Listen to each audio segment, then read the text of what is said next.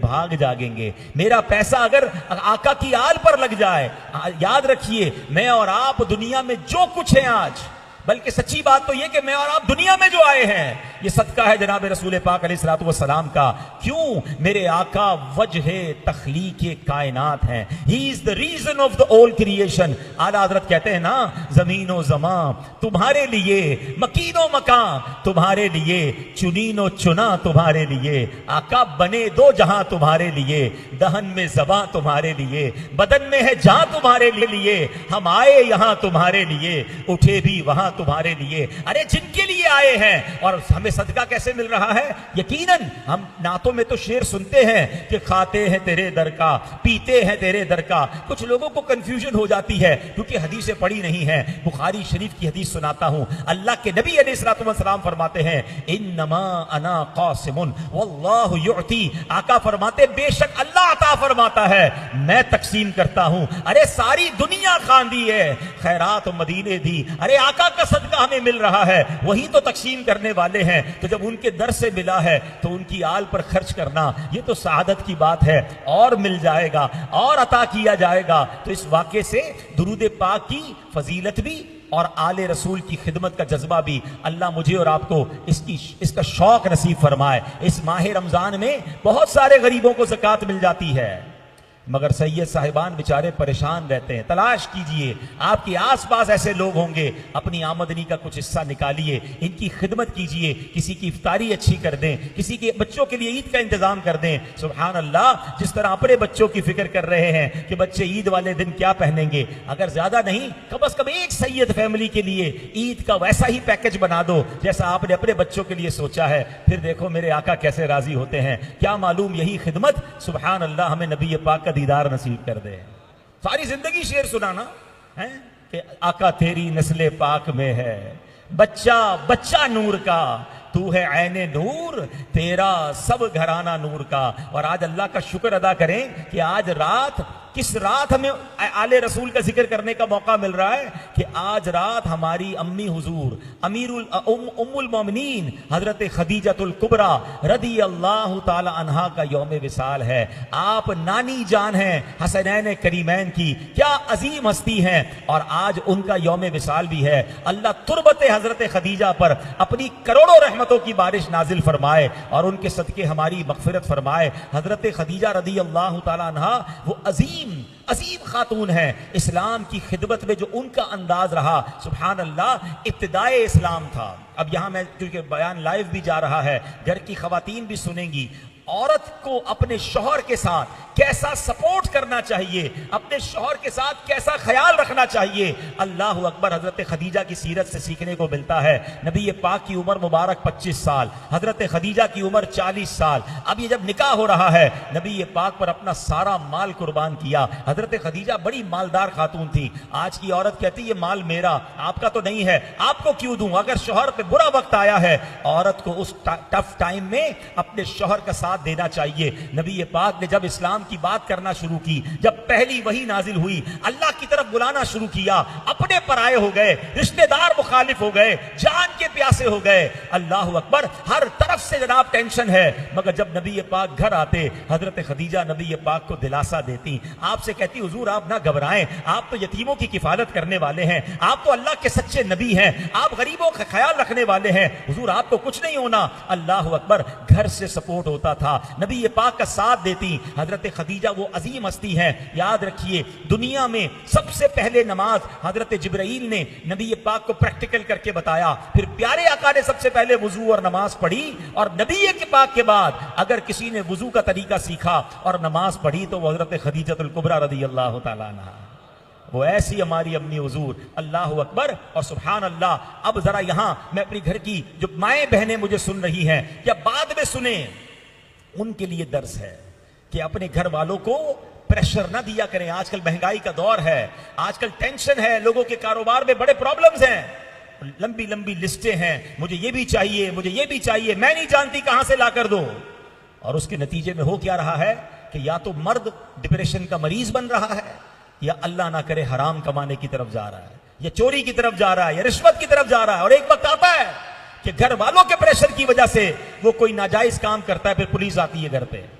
पहले जमाने की औरतें कैसी होती थी, मर्द जब बाहर जाता था ना कमाने के लिए तो कहती देखो हलाल कमा कर लाना, हराम मत लाना, हम थोड़े पर गुजारा कर लेंगे, हम अल्लाह की नाराजगी नहीं चाहते। मगर आज ये जुमले होते तुम्हें जहां से लाना है लाओ, हमारी डिमांड पूरी करो। तो मेरी माओं से गुजारिश है, मेरी बहनों से गुजारिश है, अपने वालिद, अपने भाई, अपने शौहर, उसको इतना प्रेशराइज ना करें। एक जुमला याद कर लें, जिस औरत ने मुश्किल वक्त में अपने शौहर का साथ दिया है, अल्लाह ने उसको अच्छे दिन जरूर दिखाए हैं, फिर अल्लाह ने उसको उरूज अता किया है।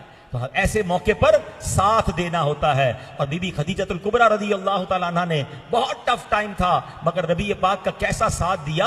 और फिर सरकारे दो आलम अलैहिस्सलाम का बीबी खदीजा से प्यार कैसा था कि जब नबी पाक उनका विसाल हो गया, उसके बाद नबी पाक उनकी सहेलियों को, उनके रिश्तेदारों को तहाइफ भिजवाया करते और फरमाते थे कि खदीजा ने मुझे उस वक्त याद रखा, उसने उस वक्त साथ दिया जिस वक्त मेरा कोई साथ देने वाला नहीं था।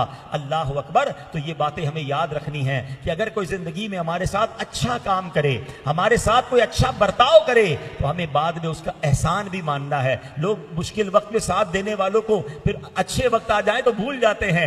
नहीं नहीं, हमें उन लोगों को बाद में भी याद रखना है, उनके लिए दुआएं करनी है। तो ये एक अच्छे इंसान की निशानी होती है। तो बहरहाल मेरे प्यारे इस्लामी भाइयों, बड़ा मुबारक महीना हमारे दरमियान है। और चूंकि यहां आज खत्म कुरान हुआ है और सुभान अल्लाह, कुरान पाक ये वो अजीम नेमत है। कुरान पाक राह हिदायत है, किताब हिदायत है। मगर हमारा मामला ये है कि हम कुरान से ये कहते तो नहीं कि वो किताब हिदायत है, मगर उससे हिदायत कौन ले रहा है। मैं आपसे पूछूं कारोबार कहां से सीखा, तो कारोबार तो मार्केट से सीखा। अच्छा जनाब, आपने अदालत के उसूल कहां से सीखे,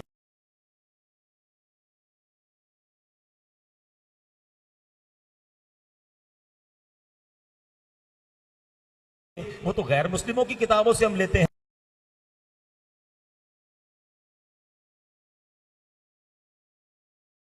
अच्छा, माशरती उसूल किधर से सीखने,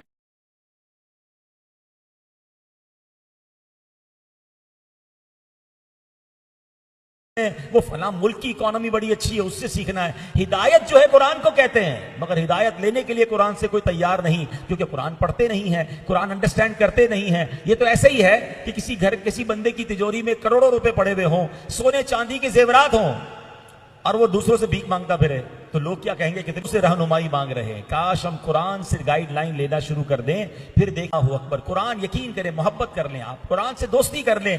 कुरान ऐसी गाइडलाइन है, और जब कुरान से कोई बात डायरेक्टली समझ आती है ना, तो दिल झूम उठता है। पहले तो कुरान की अहमियत को इस बात से समझिए कि आपको जिससे प्यार होता है, बताओ, उससे बातें करने को जी चाहता है ना, है? बंदा कहता है या तो मैं उससे बातें करता रहूं या उसकी बातें सुनता रहूं। जिससे प्यार है ना, उसकी बातों से जी नहीं भरता।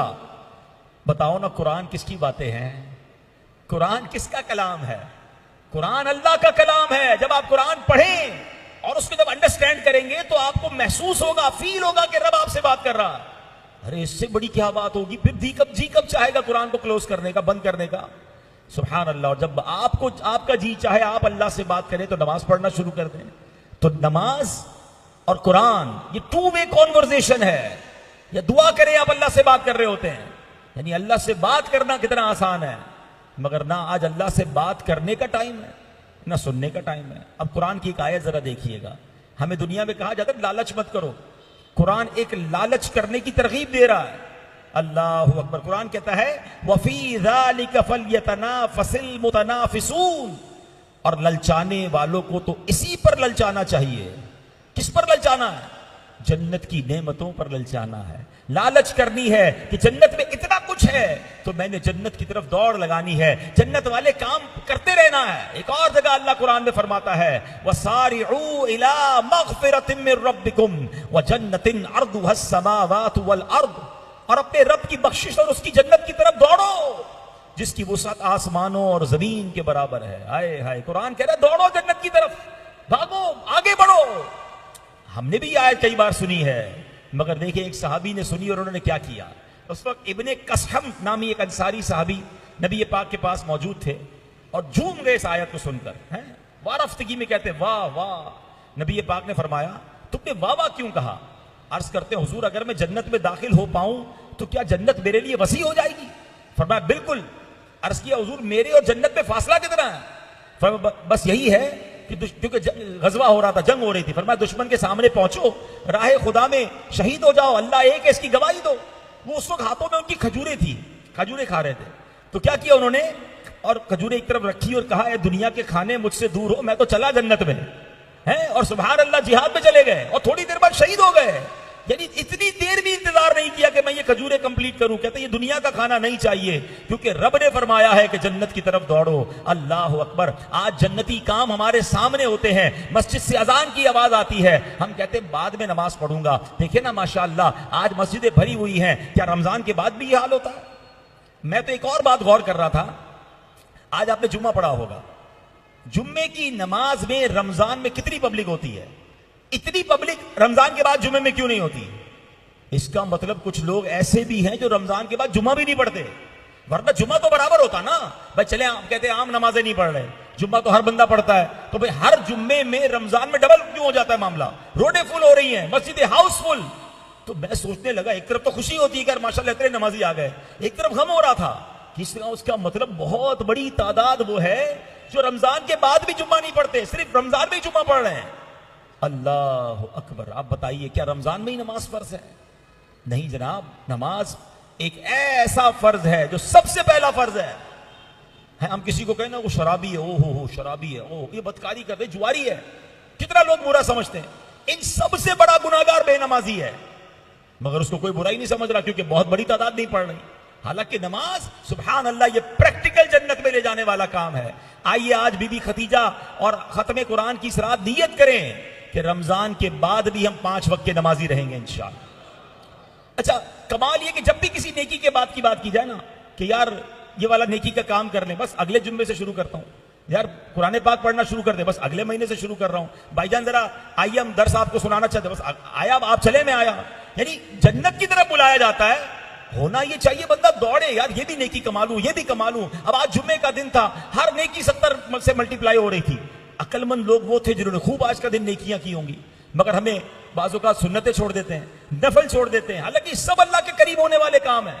अच्छा यहां बैठ के कोई किसी को कहे यार मेरे पास एक ऐसा प्लान है आपके पैसे डबल हो जाएंगे, गारंटी बताऊंगा अगले महीने, बंदा कहेगा नहीं यार ऐसा ना करे, वो तो आज ही बताए ना हाजी साहब आपकी बड़ी मेहरबानी, मैं आपके घर आ जाता हूं, आप जिधर बोले मैं आ जाता हूं।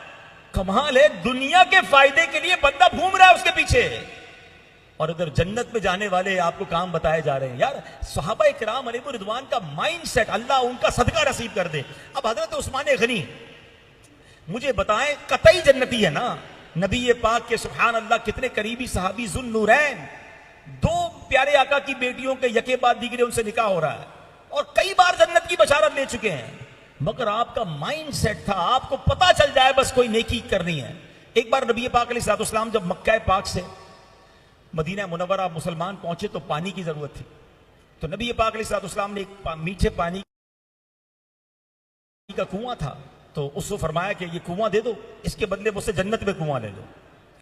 हजरत उस्मान गनी को खबर मिल गई, उस बंदे ने कहा हुजूर नहीं मैं नहीं दे सकता, मेरा तो रोजगार इसी के साथ है। उसने ये ऑफर, जैसे आजकल के भी लोग हैं ना जिनको जन्नत वाला काम मिले तो कहते यार ये तो बाद में कर लेंगे, तो उसने भी कहा हुजूर मेरा तो इससे रोजी रोजगार है, मैं नहीं कर सकता। हजरत उस्मान गनी को खबर मिल गई, आप पहुंच गए उस कुएं वाले के पास और फरमाया कि मुझे कुआं दे दो।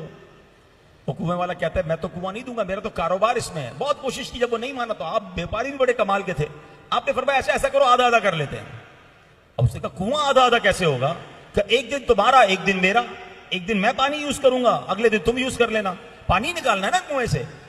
उसने कहा ठीक है मैं इतनी रकम लूंगा, 50% कुआं आपका। अब आपका प्लानिंग देखे, माइंड सेट देखे, आपने कुआं खरीदा और जो दिन हजरत उस्मान गनी का होता था ना वो आपने फ्री कर दिया, मदीने वाले आओ अपना पानी फ्री ले जाओ।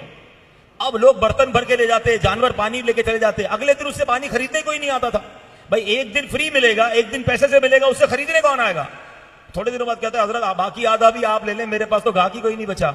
आपने पूरी पेमेंट की, कुआं लिया, नबी पाक के पास आया, कहते हुजूर वो जो ऑफर की थी आपने कि ये कुएं के बदले आप जन्नत का कुआं देंगे, ये ऑफर मेरे लिए भी है। नबी पाक ने फरमाया हाँ, आपने वो कुआं मुसलमानों के लिए वक्फ कर दिया। जन्नत ले चुके थे पहले, मगर फिर मौका मिला, फिर ऑफर कबूल कर ली। एक बार मस्जिदुल हराम मक्का पाक में मस्जिद की तौसी करनी थी, इसके बराबर में एक मकान था। सरकार दो आलम अलैहिस्सलाम ने उस मकान वाले से कहा ये मकान मुझे दे दो, मुझे मस्जिद में शामिल करना है, इसके बदले जन्नत में घर ले लो। आए हाय, ये अलग बहस है कि ये ऑफर कौन कर सकता है। कहे मकान दे दो, जन्नत में मकान ले लो, कुआं दे दो, जन्नत में कुआं दे दो, ये ऑफर कौन कर सकता है? ये ऑफर वही कर सकता है जिसको रब ने इख्तियार अता फरमाया है। यही बात मुफ्ती अख्तर रज़ा खान साहब लिखते हैं ना कि जहां बाली अता कर दें, भरी जन्नत हिबा कर दें, नबी मुख्तार कुल हैं, जिसको जो चाहे अता कर दें। अल्लाह अकबर। ये तो हदीसों से साबित है कि आका फरमाते मुझे ये दे दो, इसके बदले ये ले लो। अब हजरत उस्मान गनी को पता चला कि मकान चाहिए, मस्जिदुल हराम में इन्वॉल्व करना है, मगर वो बेच नहीं रहा। आप उसके पास गए, उसने कहा मैंने मकान नहीं बेचना। आप हिम्मत नहीं आ रहे। आपको कभी कभी ऐसा लगता होगा हमारे घर के बराबर में कोई प्लॉट हो, हम कोशिश करते रहते हैं यार ये मुझे मिल जाए, किसी तरह मिल जाए, कोशिश जारी रखते हैं, देखो किसी को बेचना नहीं, मुझे ही देना। हजरत उस्मान गनी उसके पीछे लगे रहे, आखिरकार उससे बड़ी कीमत में खरीदा। अच्छा खरीद तो लिया, फिर जाते नबी पाक के पास, कहते हुजूर एक बात बताएं, आपने जो बराबर वाले मकान वाले को ऑफर दी थी कि मुझसे मकान दे दो, मस्जिदुल हराम में शामिल करना है, उसके बदले जन्नत में घर या जन्नत में प्लॉट अता फरमाएंगे, क्या ये ऑफर मेरे लिए भी है? आका फरमाते हैं क्या, वो कहते हुजूर मकान का मालिक मैं बन गया हूं, क्या मेरे लिए भी ऑफर है? नबी पाक ने फरमाया उस्मान तुम्हारे लिए भी है। आपने वो मकान मस्जिदुल हराम में शामिल कर दिया। आज मक्के में तवाफ करते हैं ना, सही करते हैं, इसमें हजरत उस्मान गनी का वो प्लॉट भी शामिल है। अल्लाह अकबर। इन्वेस्टमेंट देखो कैसी की हजरत उस्मान गनी ने।